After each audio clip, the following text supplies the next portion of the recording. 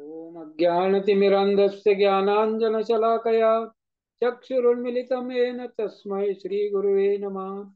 श्रीचैतन्यमनोभीष्टं स्थापितं येन भूतले स्वयं रूपकदा मह्यं ददाति स्वपदान्तिकं। वन्देऽहं श्रीगुरो श्रीयुतपदकमलं श्रीगुरून् वैष्णवाञ्च श्रीरूपं साग्रजातं सगण रघुनाथान्वितं तं सजीवं साद्वैतं सावधूतं परिजनसहितं कृष्णचैतन्यदेवं श्रीराधा कृष्णपादान् सगण ललिता श्रीविशाखान्वितांश्च नमः। ओम विष्णुपादाय कृष्णप्रेष्ठाय भूतले श्रीमते भक्तिवेदांत स्वामिनिति नामिने नमस्ते सारस्वते देवे गौरवाणी प्रचारिणे निर्विशेष शून्यवादी पाश्चात्य देशकारिणे नमो महावदन्याय कृष्ण प्रेम प्रदायते कृष्णाय कृष्ण चैतन्य नामने गौरत्विषे नमः।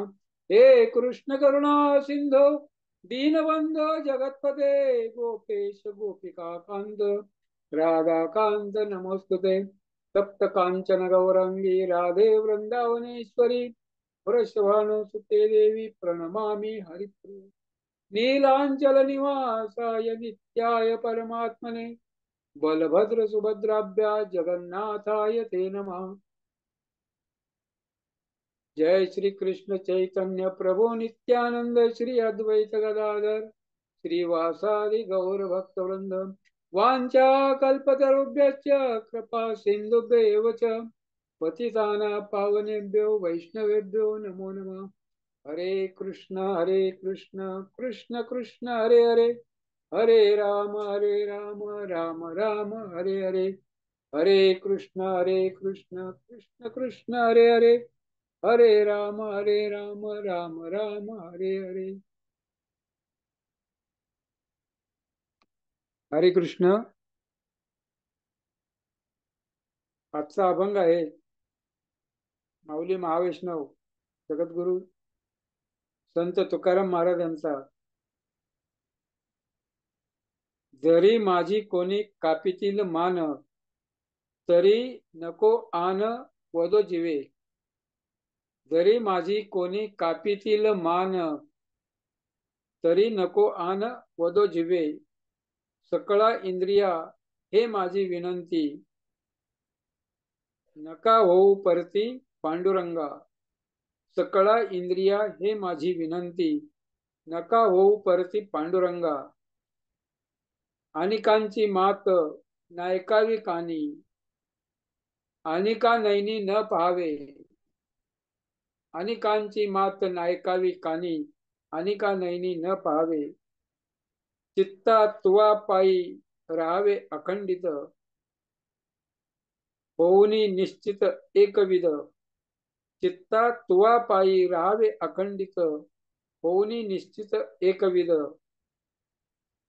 चाला पाय हात हेची काम करा माझ्या नमस्कारा विठोबासी।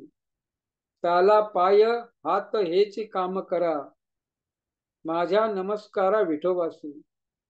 तुका म्हणे तुम्हा भय काय करी अमुता कैवारी नारायण। तुका म्हणे तुम्हा भय काय करी अमुता कैवारी नारायण। माऊली महावैष्णव जगद्गुरु संत तुकाराम महाराज यांचा हा अभंग आहे। 6 चरणाचा अभंग आहे आणि या अभंगामध्ये महाराज सांगतायत आपण काय केलं पाहिजे, आपली इंद्रियाने काय केलं पाहिजे, आपल्या इंद्रियाला भगवंताच्या सेवेत कसं लावलं पाहिजे ते महाराज या अभंगामध्ये सांगतायत। अतिशय पवित्र अशा प्रकारचा चातुर्मास, चातुर्मासामध्ये श्रावण महिना आहे आणि त्यामध्ये शनिवार श्रवण श्रवण उत्सव आपण श्रवण करतो, महाराजांच्या अभंगाची चर्चा करतो, त्याचं श्रवण करतो, श्रवण कीर्तन अशा प्रकारचा उत्सव। इस्कॉन हे उत्सवाचं जग आहे। आणि उत्सव सुरू झालेले आहेत. आता झुलन यात्रा उत्सव आहे, एकादशी पासून. पौर्णिमेला बलराम जयंती उत्सव आहे. पुढच्या अष्टमीला कृष्ण जन्माष्टमी उत्सव आहे. नवमीला प्रभुपाद आविर्भाव उत्सव आहे. त्याच्या पुढच्या अष्टमीला राधा अष्टमी उत्सव आहे. अशा प्रकारची उत्सवाची मालिका आहे. आणि उत्सवाची मालिका या इस्कॉन जगतामध्ये जेवढी आहे, जेवढे उत्सव इस्कॉन मध्ये केले जातात, तेवढे कुठल्याही संस्थेमध्ये, कुठल्याही धर्मामध्ये, कुठल्याही पंथामध्ये, कुठल्याही राज्यामध्ये, कुठल्याही देशामध्ये होत नाही. या उत्सवातून आम्हाला काय मिळतो? उत्साह मिळतो भगवंताची प्रेममयी सेवा करण्याचा. आणि ती कशी करायची ते महाराज या अभंगामध्ये सांगतायत. सर्वजण भाग्यवान आहात तुम्ही आम्ही, कारण आम्हाला तुकोबारायाचे अभंग ऐकायला, वाचायला, पाहायला मिळत आहेत. प्रभुपादांचं गीता भागवत आम्हाला ऐकायला, वाचायला मिळतंय, पाहायला मिळतंय. आणि या कलियुगामध्ये दुसरं कुठलंही साधन नाहीये. अनेक धर्म आहेत, अनेक पंथ आहेत, शुद्ध मार्ग प्रामाणिकपणे ते प्रभुपादांनी दाखवलेलं आहे, जे तुकाराम महाराजांनी दाखवलेलं आहे. ते कुणी एवढं स्पष्टपणे, निर्भीडपणे, कुठलंही लांगुल चालून न करता सांगणारे प्रभुपाद किंवा तुकाराम महाराज. आणि त्यांच्याशी आपण कनेक्ट आहोत, म्हणून आपण भाग्यवान आहोत.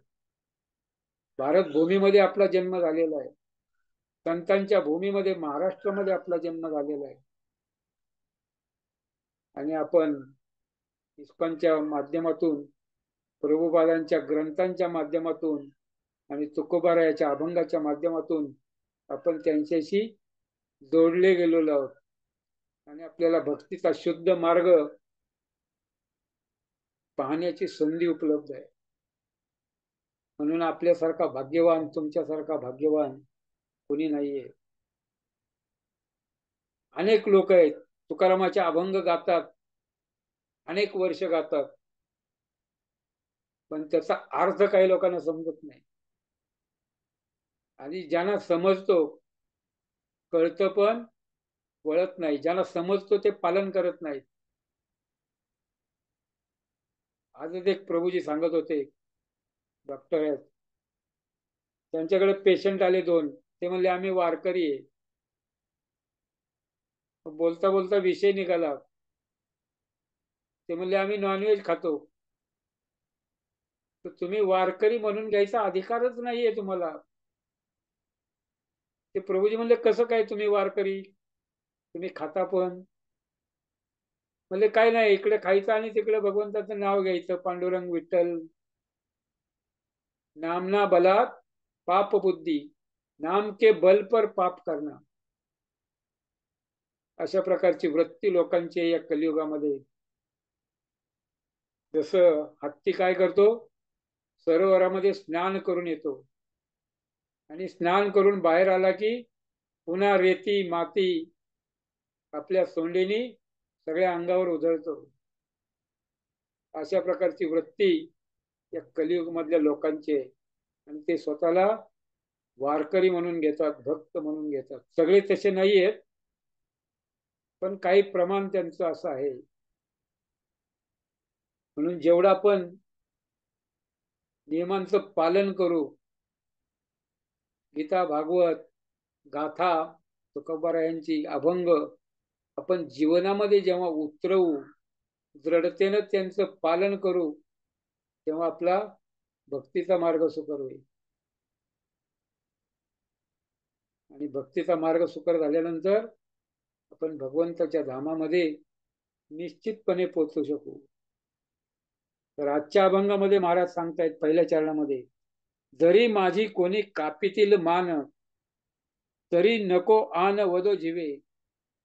संकट आलं आणि संकटामध्ये कुणी मान कापली. तुम्ही पाहिलं असेल, लहानपणी मी पण पाहिलेलं आहे. ते कसाई काय करतात, बकऱ्याला कापतात आणि कापताना ते बकरा काय करतो, आवाज काढतो, वेगवेगळे ओरडतो. किंवा आपण टीव्ही मध्ये, मालिकामध्ये, पिक्चर मध्ये पाहिलं असेल. तर कुणाची मान कापली जात असेल तर ते काय करतात, भगवंताचं नाव कोण घेत नाही, आरडाओरडा करतात, वाचव, चुकलं, माफ करा. भगवंताचा दावा कोणी करत नाही. भगवंताचा दावा फक्त भक्तच करू शकतात. तर तुकाराम महाराज काय म्हणतात, जरी कुणी माझी मान कापली तर हे वाचे, हे जिव्हे, हे जीव आहे ना आपली, तर जिभेला सांगतात, तू कुणाचंही नाव घेऊ नको पांडुरंगा वाचून. तरी नको आन वदो जीवे, काही दुसरं बोलू नको, फक्त भगवंताचं नाव घे. आपल्या जिभेला, म्हणजे आपल्या इंद्रियाला भगवंताच्या सेवेमध्ये कसं लावायचं. आणि संकट आलं, पडता जड भारी, दासे आटवावा हरी. मग तो होऊन ये दिशीन, आड घाली सुदर्शन. मग भगवंत रक्षण करतात. राखे कृष्ण मारे के, मारे कृष्ण राखे के. चैतन्य चरितामृत मध्ये सांगितलं महाराजांनी. तर अशा प्रकारे रक्षण करणारे भगवंत आहेत. म्हणून आपल्या जिभेला महाराज सांगतायत अगोदरच, संकट आलेलं नाहीये पण आलं आणि कुणी माझी मान जरी कापली तरी तू भगवंताचं नाव सोडू नको, दुसरं कुणाचंही नाव घेऊ नको, फक्त भगवन नामाचा जप कर. अशा प्रकारे आपल्या जिभेला सांगतात. सकळ इंद्रिया हे माझे विनंती, दुसऱ्या चरणामध्ये सांगतायत. सगळे जे इंद्रिय आहेत आपले, 10 इंद्रिय, मन, बुद्धी, सर्वांना महाराज सांगतायत सकळ इंद्रिया. काय विनंती करतायत, नका होऊ परती पांडुरंगा, पांडुरंगापासून परत येऊ नका.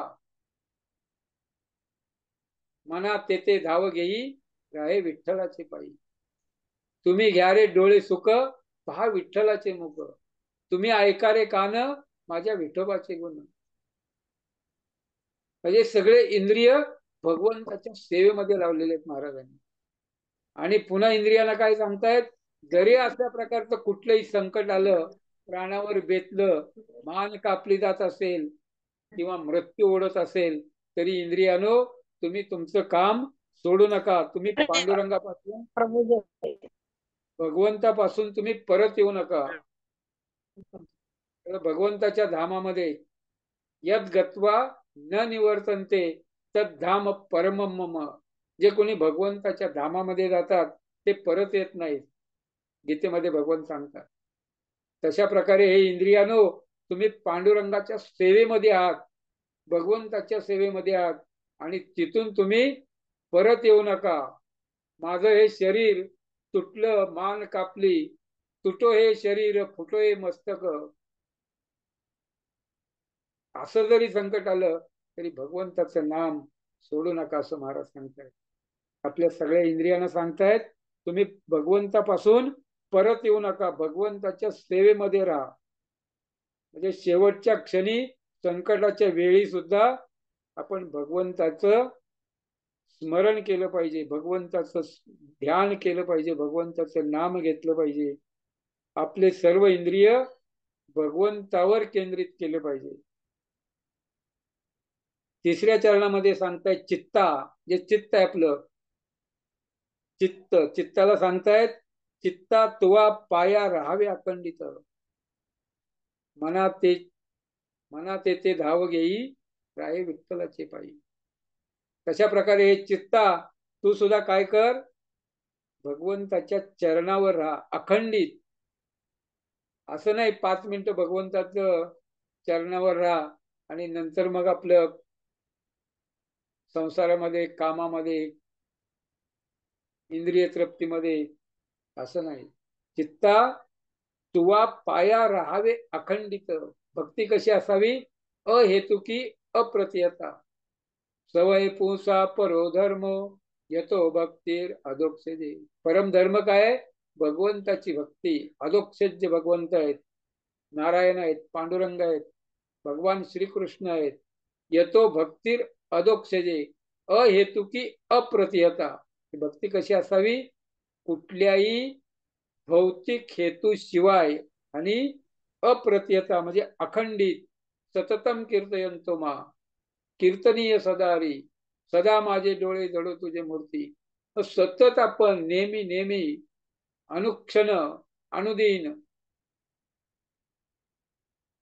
प्रत्येक क्षणी, प्रत्येक वेळी, प्रत्येक दिवशी नित्यम भागवत सेवया, नित्य अखंड अशा प्रकारे भगवंताच्या पायावर तू राहा, भगवंताच्या चरणावर तुझं लक्ष केंद्रित कर. महाराज सांगतायत चित्ताला होनी निश्चित एकविध. आणि आपण आपलं चित्त मन काय केलं पाहिजे? एकविध. एकविध मन करून मन एकाग्र केलं पाहिजे. आपला तो एक देव करून घ्यावा. एको देव, ते भगवंत कृष्ण आहेत, ते भगवंत विठ्ठल आहेत, इष्टदेव आहेत. त्यांना आपण केलं पाहिजे. आणि कशा प्रकारे? होऊनी निश्चित एकविध. निश्चित पण भगवंतावर श्रद्धा ठेवली पाहिजे, विश्वास ठेवला पाहिजे. भगवंत माझं रक्षण करतात आणि भगवंताची सेवा करणं हाच माझा धर्म आहे. जीवेर स्वरूप आहे कृष्णेर नित्यदास. तर भगवंताची सेवा एकविध, एकाग्र मनाने, निश्चिंत होऊन, कुठलेही चलबिचल न होता, विचलित न होता. तर एकादशी आली की पांडुरंगाचं भजन करायचं, सोमवार आला की शिवजीचं भजन करायचं, मंगळवार आला की देवीचं, गणपतीचं भजन करायचं. अशा प्रकारे विचलित भक्ती न करता हे चित्ता तू निश्चित हो आणि एकविध मनाने भगवंताच्या चरणावर अखंडित राहा.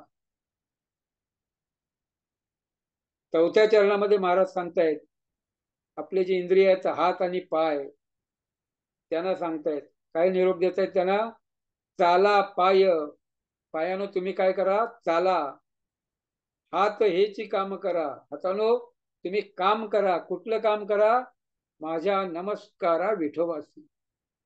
हाताने भगवंतांना नमस्कार करा. पायानो तुम्ही चाला, भगवंताच्या मंदिराकडे जा, भगवंताच्या धामाची यात्रा करा, परिक्रमा करा, वृंदावन परिक्रमा करा, पंढरपूर परिक्रमा करा, मायापूर, पुरुषोत्तम क्षेत्र, जगन्नाथपुरी परिक्रमा करा. पाय आपले त्या सेवेमध्ये लावा. दररोज मंदिरामध्ये जा, एकादशीला जा, रविवारी जा. गाडीवर न जाता चालत जा. 1-2 किलोमीटर असेल तर चालत गेलं पाहिजे.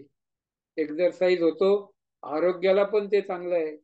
आणि भगवंताच्या सेवेमध्ये पाय लावल्यानंतर त्याची सुकृती तेही आपल्याला प्राप्त होते. म्हणून महाराज म्हणतायत चाला पाय. पायानं सांगतायत तुम्ही चाला, विठोबाच्या मंदिराकडे जा. आणि हातानं तुम्ही काय करा? भगवंतांना नमस्कार करा. गीतेमध्ये तेच भगवान सांगतायत. मन मना भव मद भक्तो, मद्याजी माम नमस्करू. काय कर अर्जुना?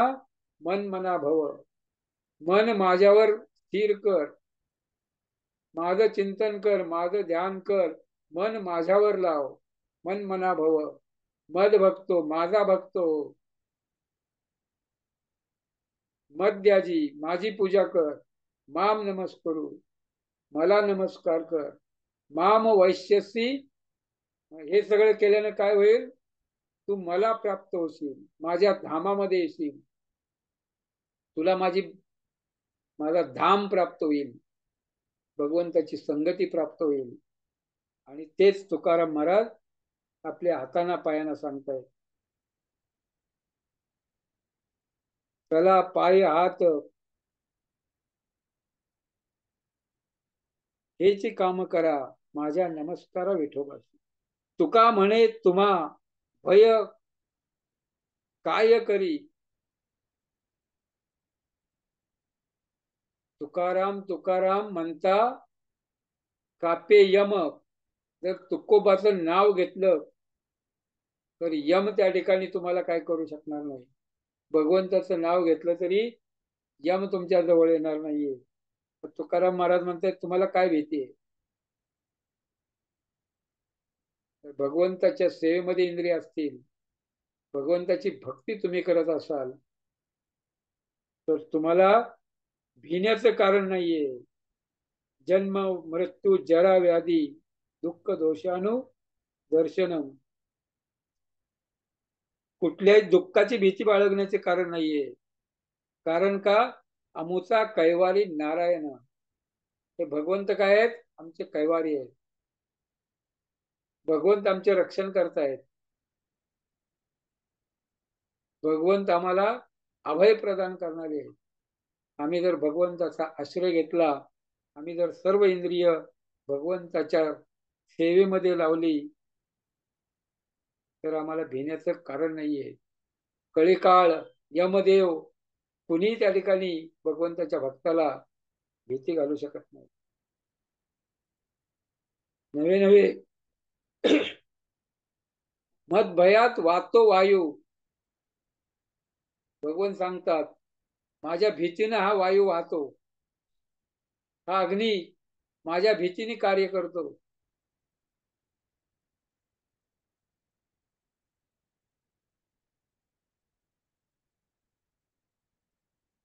अनेक प्रकारचे देवी देवता आहेत, इंद्र चंद्र, हे सगळे भगवंताच्या भीतीने कार्य करतात, भगवंताच्या आधिपत्याखाली कार्य करतात.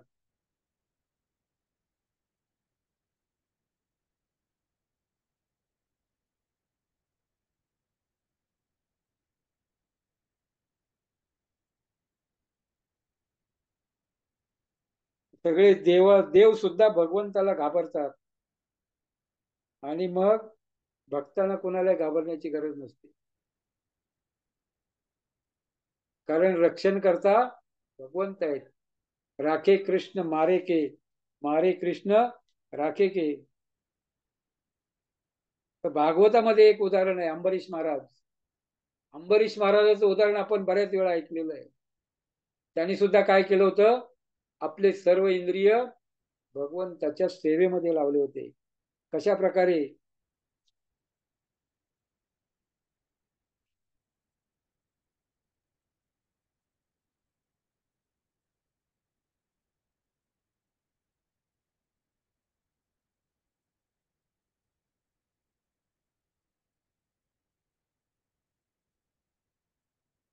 कशा प्रकारे अंबरीश महाराजांनी आपले इंद्रिय लावले होते. सवय मना कृष्ण पदार विंदयो वाचासी वैकुंठ गुणानुवर्णवे. हे मना, तू काय कर, भगवंताच्या चरणावर आपलं लक्ष केंद्रित कर. सवय मना कृष्ण पदार विंदयो वाचासी वैकुंठ गुणानुवर्णने. आणि हे वाणी, हे वाचे, हे जिबे काय कर, तू भगवंताचं गुणगान कर. भगवंताचं एक नाव आहे वैकुंठ. अशा प्रकारचे भगवंत वैकुंठ अधिपती, त्यांचं काय कर, तू गुणानुवर्णन कर. करो हरेर मंदिर मार्जनादिशू. हातानं तुम्ही काय करा, भगवंताच्या मंदिराचं मार्जन करा, भगवंताच्या मंदिरामध्ये सफाई करा, भगवंताच्या अल्टरमध्ये, भगवंताच्या मंदिरामध्ये सेवा करा. हरेर मंदिर मार्जनादो श्रुती चक्राच्युत सत्कथोदये. कानानं तुम्ही काय करा, भगवंताची कथा श्रवण करा. सत्कथोदये.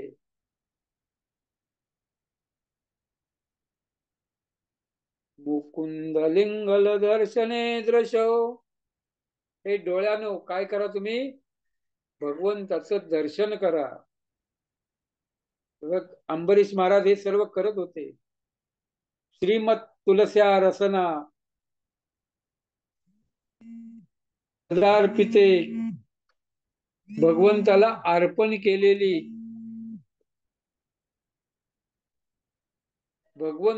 अर्पण केलेली तुलसी, चंदन, अगुरू, फूल त्याचं काय करा, आपल्या नाकाने वास घ्या, सुगंध घ्या. घ्राणम च तत्पाद सरोज सौरभे, भगवंताच्या चरणावरचा जो अर्पण केलेला तुलसी आहे, सौरभ आहे, सुगंध येतोय, ते तुम्ही त्या ठिकाणी करा, ग्रहण करा. श्रीमत तुलसी रसना तदार्पिते पादो हरे क्षेत्र पदानुसर्पणे. पायानं तुम्ही काय करा, भगवंताच्या मंदिराची, भगवंताच्या धामाची यात्रा करा. तुम्ही भगवंताच्या धामाची यात्रा करा पायानी. शिरो ऋषिकेश पादार बिंदवे, आणि डोक्याने काय करा, मस्तक भगवंताच्या चरणावर वंदन करण्यासाठी झुकवा. अशा प्रकारे आपली सर्व इंद्रिय अंबरीश महाराज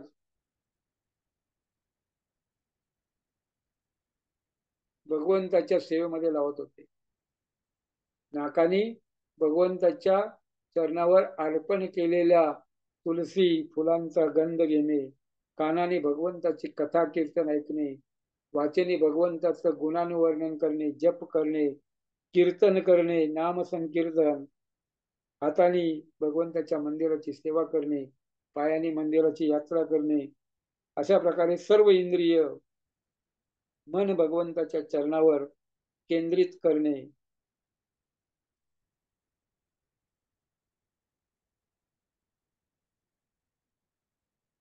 तेच तुकाराम महाराज या ठिकाणी सांगतायत. तरी नको आन वदो जिवे, हे जिवे तू काही विचार दुसरा करू नको, दुसरं काही बोलू नको, प्रजल्प करू नको, दुसऱ्या गोष्टी, गप्पा, ग्राम्य वार्ता, अनेकांची मात, बातम्या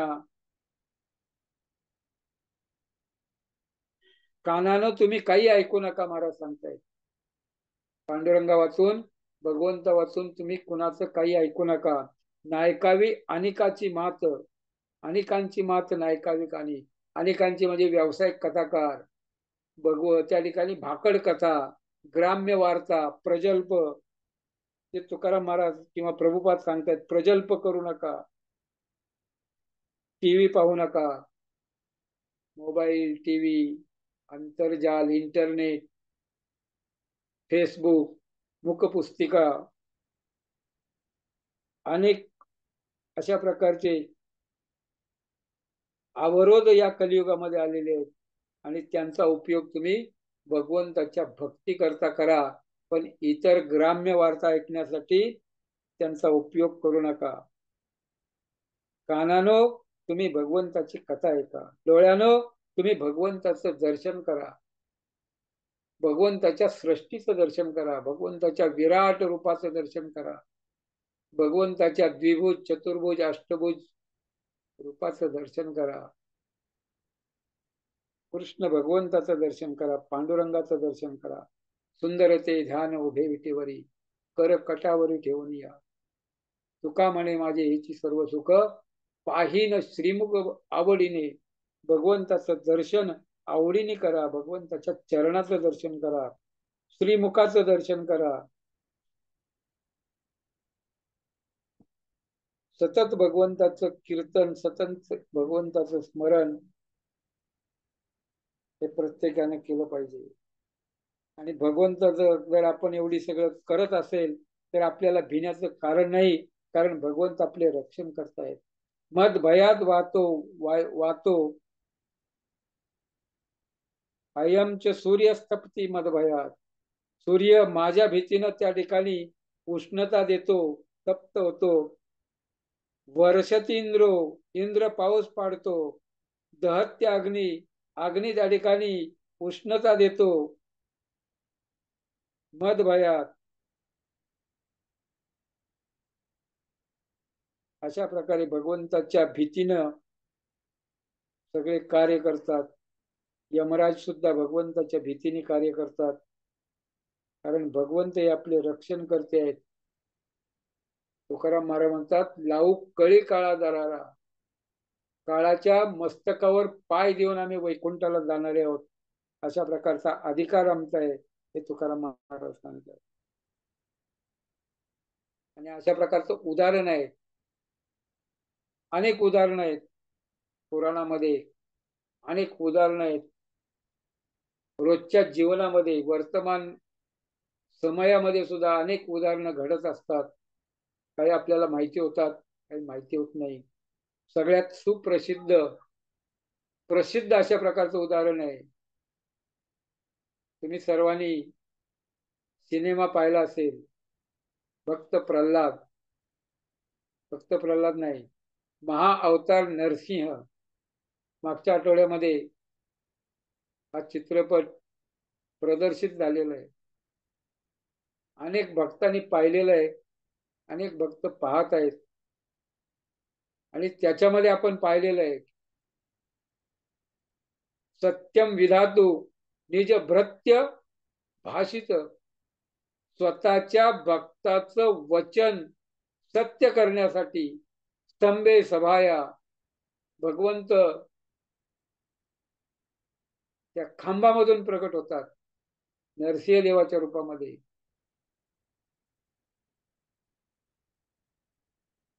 प्रल्हाद महाराजासाठी, प्रल्हादा कारणे स्तंभामध्ये प्रकट झाले. कोणासाठी? एका भक्तासाठी, प्रल्हादासाठी, प्रल्हादाचं वचन पूर्ण करण्यासाठी. भगवंत अद्भुत आहेत, भगवंत भक्तासाठी काही करू शकतात. एका भक्तासाठी एक अवतार भगवंताने घेतला. नरसिंहदेव भगवान की जय. ज्यांनी सिनेमा पाहिला नसेल त्यांनी अवश्य पहा, जवळच्या चित्रपटगृहात पहा, टीव्हीवर पहा, मोबाईलवर पहा. प्रभूजी, तुम्ही पुन्हा एकदा रिपीट कराल का? तुम्ही आता काहीतरी सांगितलं ना, काळाच्या याच्यावर पाय देऊन जायचा अधिकार आम्ही ठेवतो, तुकाराम महाराज म्हटले ना आता, असं त्या काहीतरी. मस्तकावर पाय द्यायचं एवढी ताकद भक्तांची असते. जसं प्रल्हाद महाराज, किंवा जसं विमान येतं, विमानामध्ये बसताना जे वैकुंठातून विमान आलेलं आहे, ते विमानामध्ये बसताना भक्त काय करतात? काळाच्या मस्तकावर पाय देऊन वैकुंठाला गमन करतात. म्हणजे काळ सुद्धा त्यांना काही करू शकत नाही, किंवा हरी बोल. देवी देवता त्यांना काही करू शकत नाही, किंवा यमदूत यमदेव सुद्धा त्यांना काय करू शकत नाहीत. ते भक्ताची पात्रता आहे, शुद्ध भक्तांची. तर आम्हाला काय केलं पाहिजे? शुद्ध भक्त झालं पाहिजे. शुद्ध सत्व रज तम, तमगुणातून रजगुण, रजगुणातून सत्वगुण, आणि सत्वगुणाच्या पलीकडे शुद्ध सत्व. जेव्हा आमची प्रगती होईल, भक्तीमध्ये आम्हाला शुद्धता प्राप्त होईल, तेव्हा हे सगळं आपोआप त्या ठिकाणी प्राप्त होतं. जेव्हा एखादा मुलगा त्या मात्या पित्याच्या पोटी जन्म घेतो, तेव्हा एखादा राजा असेल, राजाच्या पोटी जन्म घेतो, तेव्हा त्याला आपोआप सर्व सुविधा, राज्य, प्रॉपर्टी, धन सगळं प्राप्त होतं. तसं भगवंताची भक्ती केली, सर्व काही आपोआप त्या ठिकाणी प्राप्त होतं. अशा प्रकारे प्रल्हाद महाराजांनी भगवंताची भक्ती केली. प्रल्हाद महाराज दृढ होते. प्रल्हाद महाराजावर किती संकट आले, स्वतःचा पिता त्यांना मारू लागलेला आहे, पण महाराजांनी भगवंताचं नाम सोडलं नाही. जसं तुकाराम महाराज म्हणतात, तुटो हे मस्तक, तुटो हे शरीर, फुटो हे मस्तक, पण हरिनाम सोडू नये. तशा प्रकारे प्रल्हाद महाराजांनी आचरण केलेलं आहे. अनेक संकट आली, हत्तीच्या पायी देण्यात आलं, अग्नीमध्ये त्या ठिकाणी होलिकेसोबत मारण्याचा प्रयत्न केला, उकळत्या तेलामध्ये टाकलं, समुद्रामध्ये टाकलं, कडेलोट केला डोंगरावरून खाली खाईमध्ये, सर्पाच्या याच्यामध्ये टाकलं. पण ज्याला भगवंत वाचवतात त्याला कोणी काही करू शकत नाही, त्याचं प्रमाण आहे प्रल्हाद महाराज. आणि त्यांची दृढता आहे, त्यांचा विश्वास आहे भगवंतावर. त्यांनी भगवंताला पाहिलं नव्हतं, पण त्यांनी भगवंताला ऐकलं होतं. त्यांना गुरु प्रत्यक्ष भेटले नव्हते. त्यांना गुरु मातेच्या पोटामध्ये असताना नारद मुनीकडून श्रीमद भागवत त्यांनी ऐकलं होतं. आणि तेव्हा त्यांनी नारदांना गुरु मानलं मातेच्या पोटामध्ये, आणि श्रीमद भागवताचं श्रवण केलं. भगवंताला दृढ विश्वास भगवंतावर ठेवला, भगवंताला आपल्या भक्तीमध्ये बांधलं. अनेक संकटातून त्यांचे पिता हिरण्यकश्यपू, त्यांच्याकडे अनेक मोठे मोठे सैनिक होते, अनेक राक्षस होते. त्यांनी अनेक प्रयत्न केले, शस्त्रांनी अस्त्रांनी. नैनम छिंदंती शस्त्रांनी नैनम दहती पावक, न चैनम क्लेदयंत्याप्यो न शोषयती मारुत. भगवान सांगतात अर्जुनाला, कुणी शस्त्रांनी आत्म्याला मारू शकत नाही, हवा त्या ठिकाणी सुकवू शकत नाही, अग्नी जाळू शकत नाही, पाणी भिजवू शकत नाही. आपण आत्मे आहोत हे भगवंताने आत्म्यासाठी सांगितलं अर्जुनाला. पण या ठिकाणी प्रल्हाद महाराजाचा देह हा आत्मा झाला होता. प्रल्हाद महाराजाचा विग्रह जो देह आहे तो भौतिक नव्हता, दिव्य झाला होता. आणि कुठल्याही प्रकारची इजा त्यांच्या देहाला, त्यांच्या शरीराला एक साधी खरोच सुद्धा आली नाही, एक डोक्याचा केस सुद्धा त्या ठिकाणी जळला नाही. आणि जी हिरण्यकशिपूची बहीण होलिका होती, होलिका, तिला वरदान होतं, अग्नी तिला काही करू शकणार नाही. पण अग्नीनं सुद्धा ते वचन त्या ठिकाणी मोडलं आणि होलिकेला काय केलं, जाळून भस्मसात केलं. कारण तिनं काय केलं होतं, होलिकेनं विनाकारण भगवंताच्या भक्ताला प्रल्हादाला मारण्यासाठी, जाळण्यासाठी मदत करत होती. आणि विनाकारण दुसऱ्याला जर त्रास दिला तर तिला मिळालेलं वरदान ते संपून गेलं आणि ती स्वतः संपून गेली.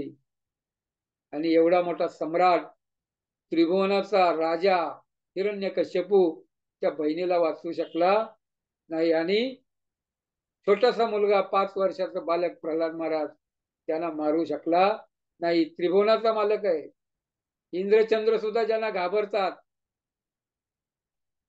पण तो हिरण्यकश्यपू भगवंताचे शुद्ध भक्त प्रल्हाद महाराज 5 वर्षाचा बालक, त्याच्या पुढं त्याला गुडघे टेकावे लागले, त्याच्या पुढं हार मानावी लागली. आणि जेव्हा क्रोधामध्ये हिरण्यकशिपूने विचारलं तुझा भगवंत कुठे आहे,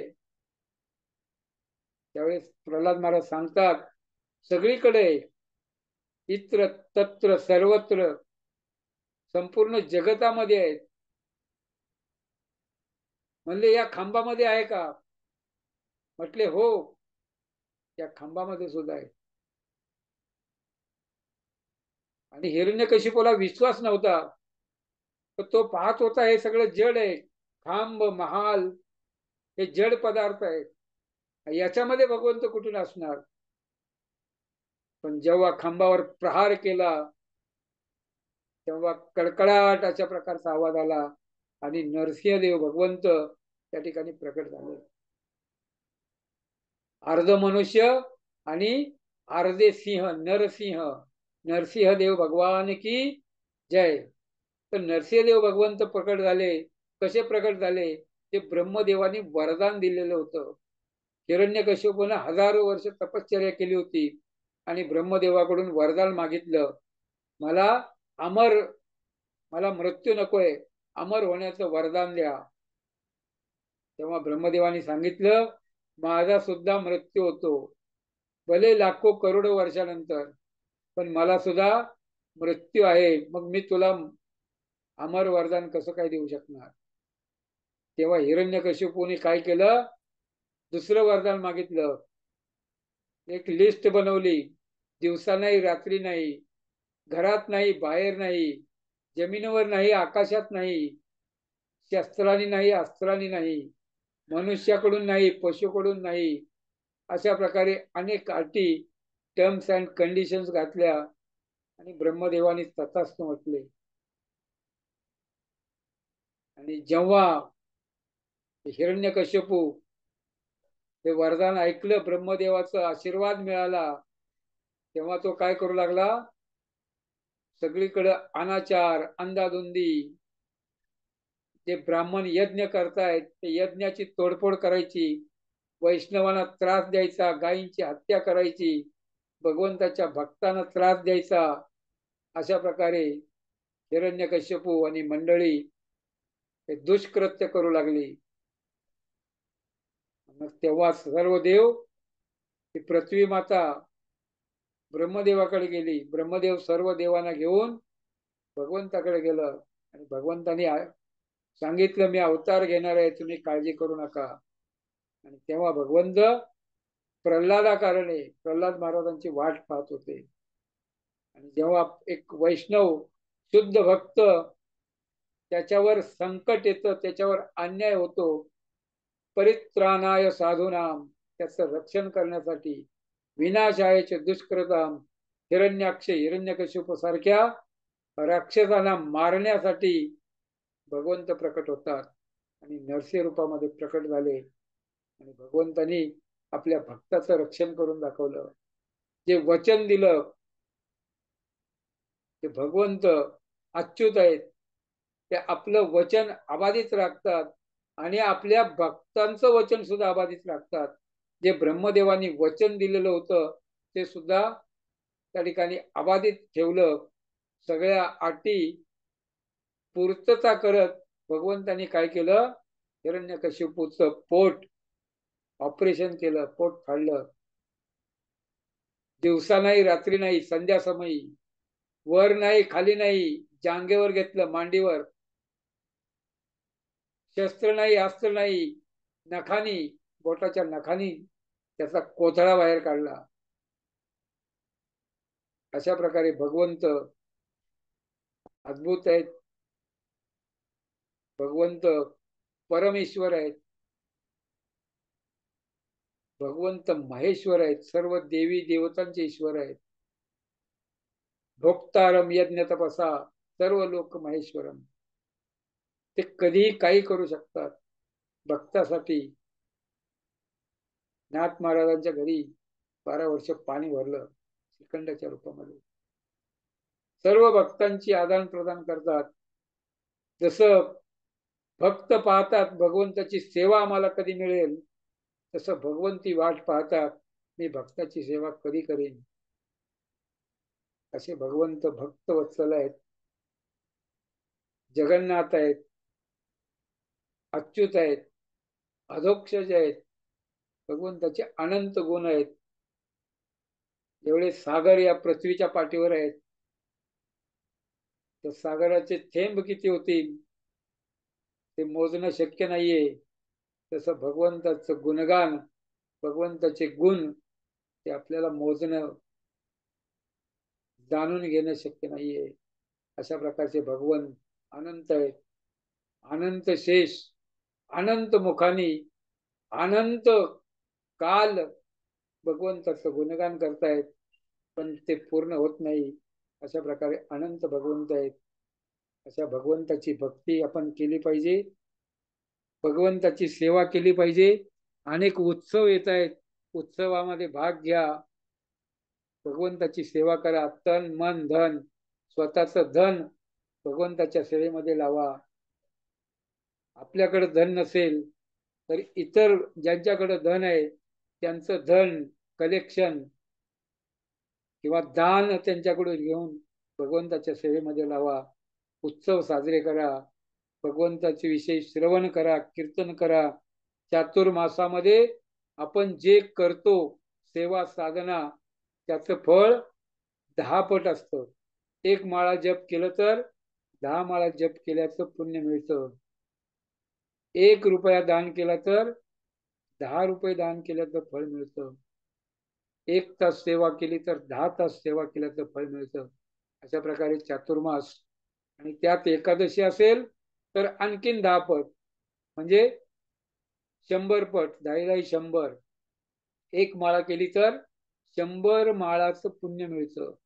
आणि ते जर धामामध्ये, वृंदावन, पंढरपूर, जगन्नाथपुरी अशा धामामध्ये केलं तर आणखीन 10 पट, म्हणजे 1000 गुणा त्याचं फळ मिळतं. त्याचा आपण लाभ घ्यावा.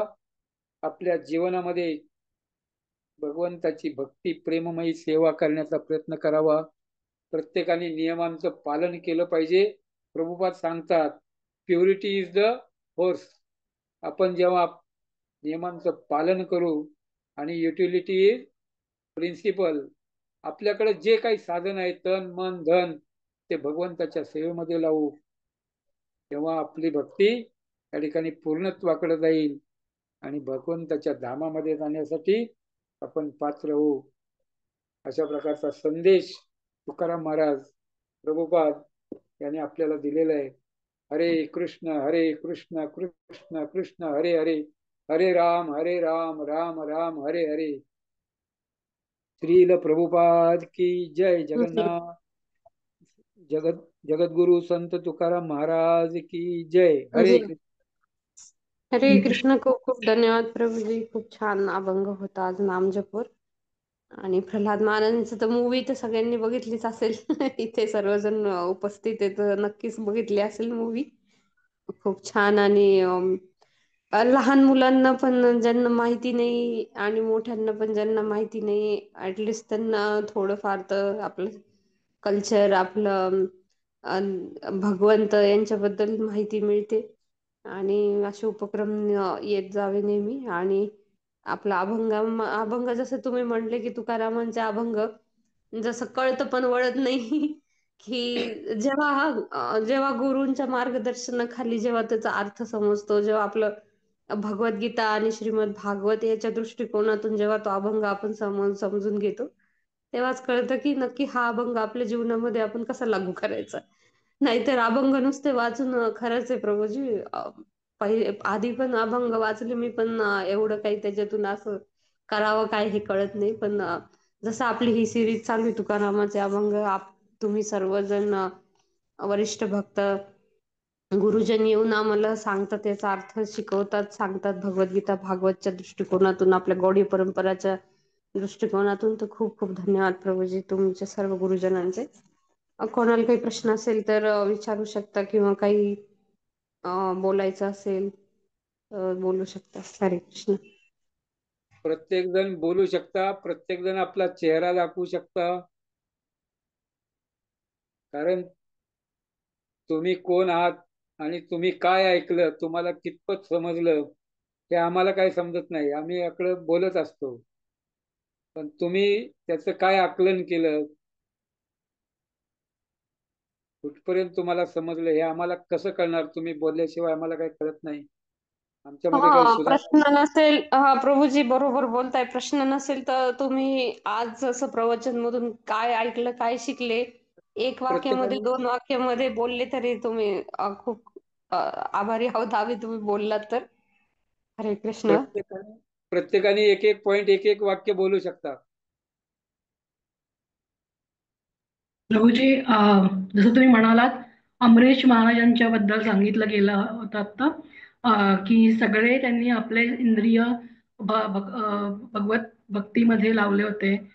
जिव्हा कान, प्रत्येक आपला सेन्स ऑर्गन. तर आपणही तसंच लावावं आणि प्रयत्न ऍटलिस्ट करावा करण्याचा. ओके, धन्यवाद. धन्यवाद माताजी. अजून उपस्थित भक्तांपैकी आपण एक रिव्हिजन टाईप, की आपण टेक होम घरी जाताना आपण काय घेऊन चाललोय प्रवचन मधून, तर ते आपली रिव्हिजन होईल सर्वांची. प्रत्येक जण बोलू शकता तुम्ही अनम्यूट करून. आणखीन हरे कोणी? कृष्ण.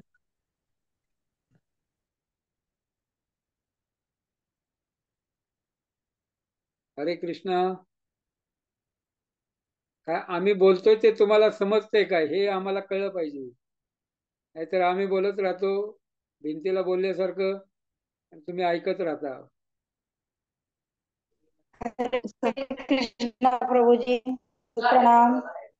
हरे कृष्णा. दंडवत प्रणाम. दंडवत प्रणाम. आपण जे सांगितलं ना, चातुर्मासामधलं खूप महत्व आहे नामस्मरणाचं, दानाचं वगैरे, तर हे खूप घेण्यासारखं आहे. इतर वेळेला आपण ज्यावेळेला जप करतो, दान करतो, ते म्हणजे थोडस महत्व कमी असतं, पण हे दुप्पट तिप्पट असं त्याचं महत्व जे आहे ते खूप छान सांगितलं प्रभूजी. आणि ते आम्ही निश्चितच त्याचा हे करू. त्या पद्धतीने आपण नामस्मरण करू आणि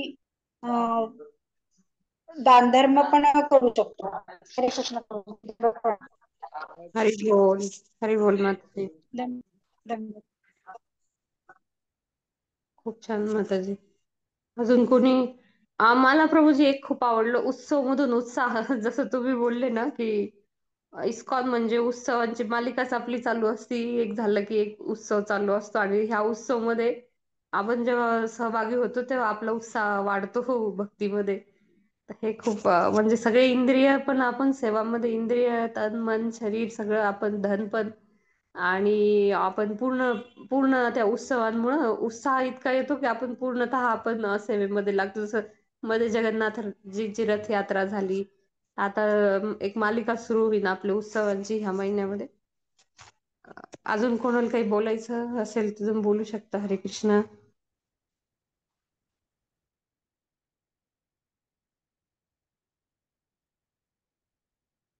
हरे कृष्णा. थांबूया आपण या ठिकाणी. हो प्रभूजी, थांबूयात. वांछा कल्पतरुभ्यश्च कृपा सिंधुभ्यश्च पतितानां पावनेभ्यो वैष्णवेभ्यो नमो नमः. अनंतकोटि वैष्णव वृंद की जय, श्री कृपा की जय, राम की जय. हरे कृष्ण. धन्यवाद. हरे कृष्णा प्रभु जी, सभी को हरे धन्यवाद। कृष्ण. दंड प्रणाम सर्वांना. हरे कृष्ण. धन्यवाद प्रभू. दंड.